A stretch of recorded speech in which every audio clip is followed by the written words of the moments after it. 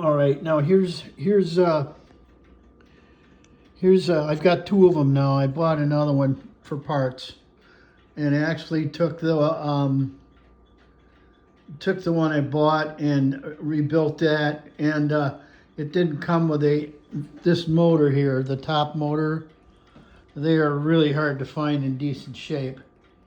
Well, my motors were good, but I decided to use the motor that the second one came with, the clock motor, but it didn't have this motor here. These clocks have two motors, one to run the time and then one to run the chime.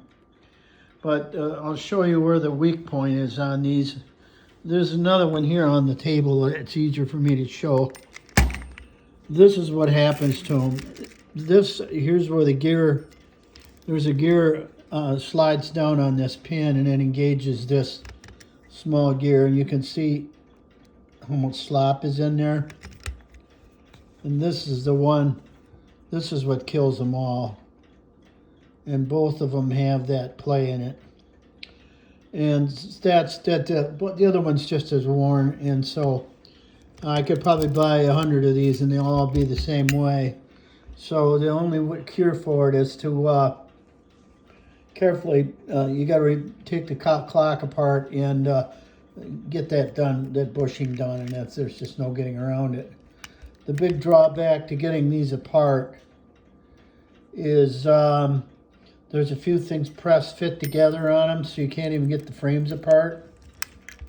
One is this cam right here. That pulls off fairly easy. It's sturdy. It's on that shaft fairly tough, but I got underneath it with two screwdrivers and got one of them off real easy without causing any damage. But the tough one is not that important. I mean, I don't even know if I even bother even putting it back on, although it just does, it makes the clock correct and complete, is this here, and this is what inhibits the chiming, and you turn it this way. There's no way to do it except you reach into the back of the clock and pull this lever down, and it stops the hammers from moving. It holds them off the chimes so that they don't make any noise.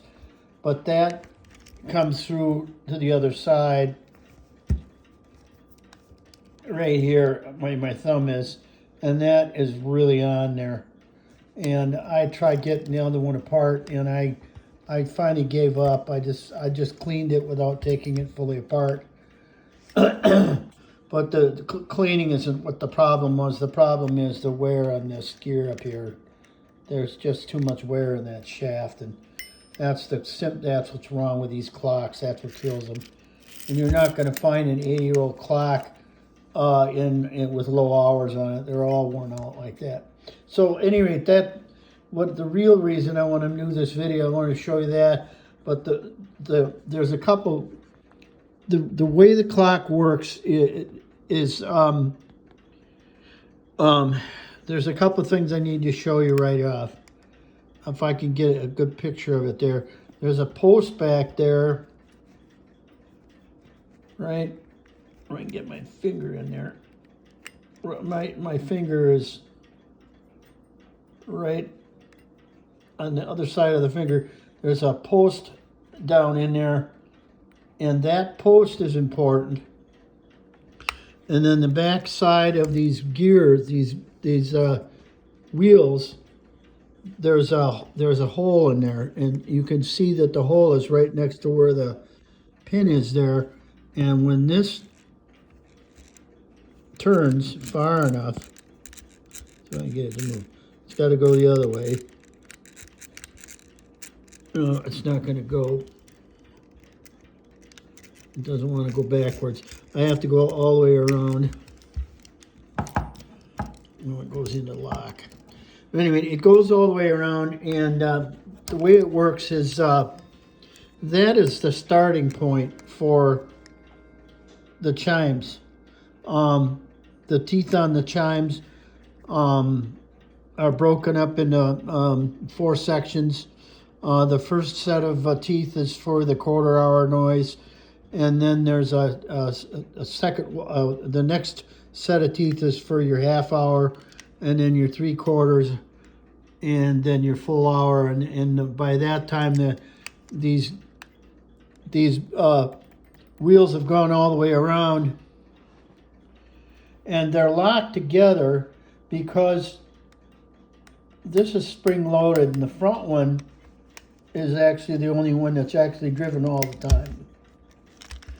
Right now, what's driving it is this arm here, and there's a pin going through it.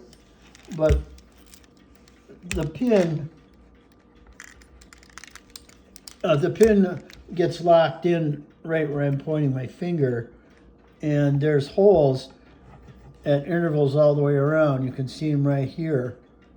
And right now, these two are locked together, and the only way they'll separate is if they get to where that pin on the back is that I was showing you before. There, now you can see the pin really well.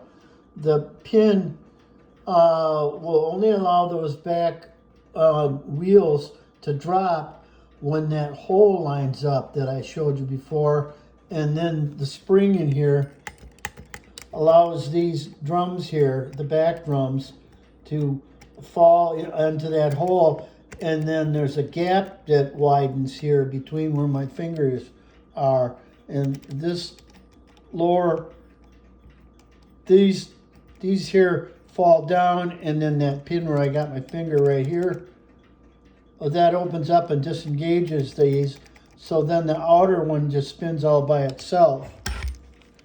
And that is where you get your hour gong. So it's not going to gong until it gets to the top of the hour, of course. So otherwise that particular hammer is just used as part of the song.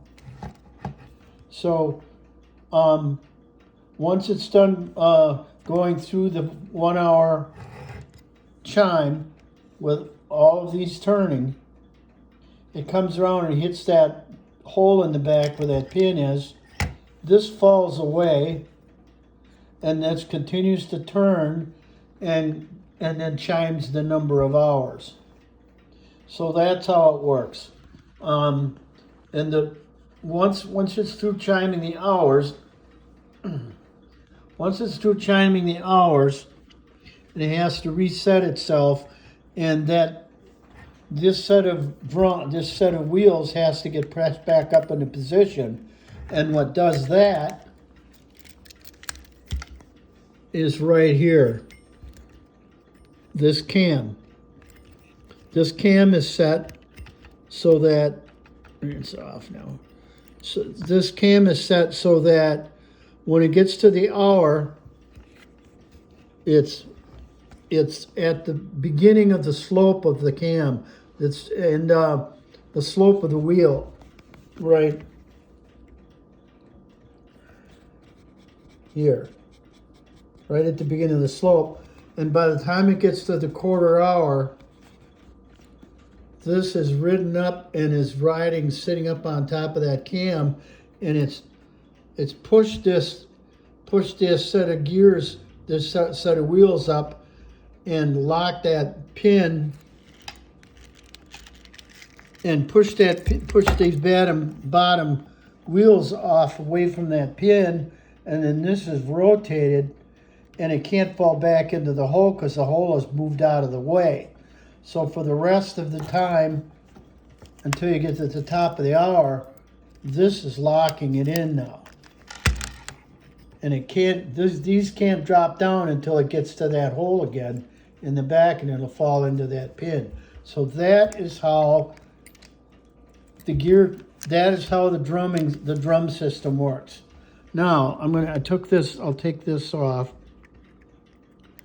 It's a lot easier to see what's going on if I take this off first. All right, come on. I left the pin off of it. There's supposed to be a spring on it too.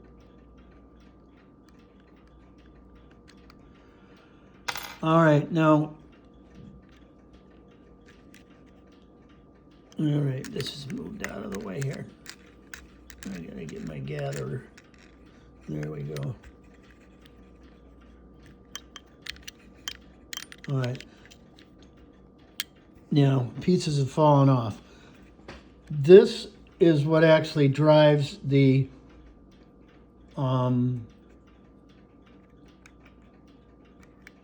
minute hand. This is driven by minute, and so here's your inner snail, and this is the one that controls the inner rack. And 4 teeth on here. That's your intervals for your quarter hours. So this will go. This will be controlled by this snail here as it rotates. But it isn't like you might think. This one actually, like say if it's at the top of the hour, say. If it's at the top of the hour, this is going to be here. And this is going to fall all the way back. And there's your 4 quarter hour, half hour. And then you place the whole song when at the full hour. So now let's say it's quarter after. So this is going to be, it's hard to do this with one hand. Here's where it's going to be at the quarter hour. And you see it only catches 1 tooth. That's your ding dong, and then it falls off and it locks. At the half hour, it's here.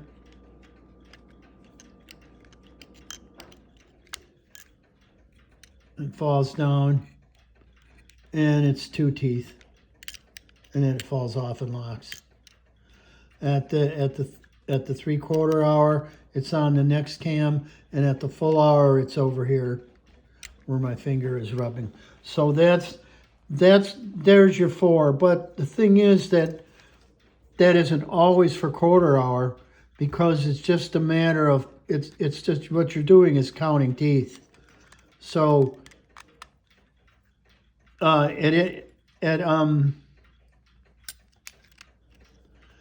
the 4 teeth can also be on here. So I guess it's hard for me to describe, but it'll be the first 4 teeth that it uses are the first, depending upon where this was, the first tooth is going to create the movement of this to get your song.